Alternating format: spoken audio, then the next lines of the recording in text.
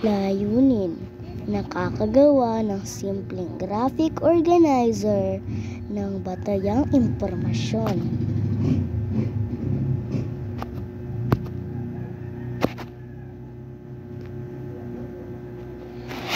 Balik-aral: paano nagkakaiba-iba ang bawat bata?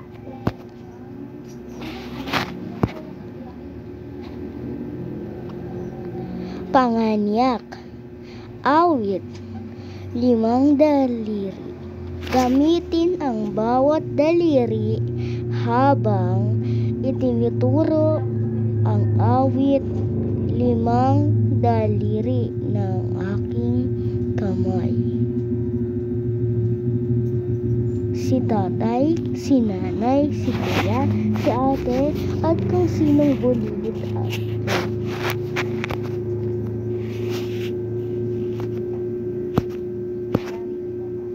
tanong, napagmasdan mo na ba ang iyong daliri sa kamay? Patingnan sa mga bata ang guhit sa kanilang hindalaki. Ipasuri ito. Ako, black shoes? Balit lang black shoes ko. Ano? Hindi kasi sa'yo, balit lang black shoes ko eh. 40 lang ako.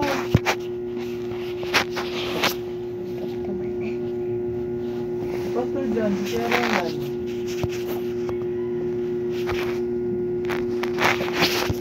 Kuya Ronald.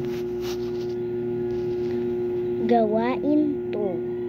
Napagmasdan mo na ba ang iyong mga daliri sa kamay?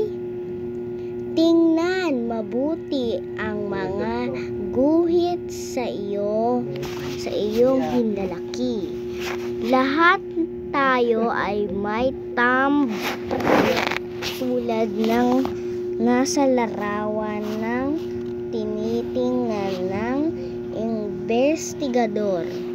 Subukin mong ikumpara ang iyong thumbprint sa iyong mga kamag-aral.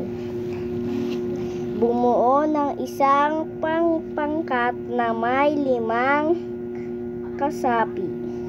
Kumuha ng isang malinis na papel at maghanap ng mga maaaring ipangkulay sa inyong hinlalaki.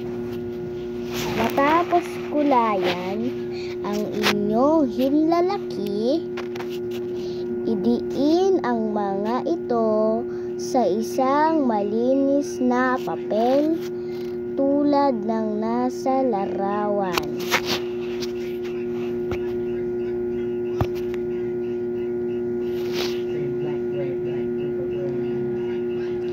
Ano ang natuklasan mo? Magkakapareho ba ang thumbprint ninyo ng inyong kamag-aral?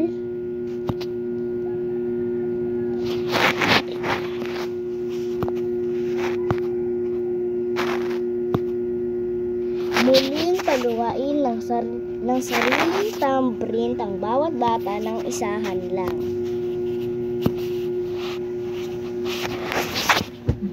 Paglalahat. Magkakamukha ba ang thumbprint ng mga tao? Tandaan, mayroon kang mga katangian pisikal na naiiba sa iyong mga kamag-aral. Tulad ng inyong thumbprint.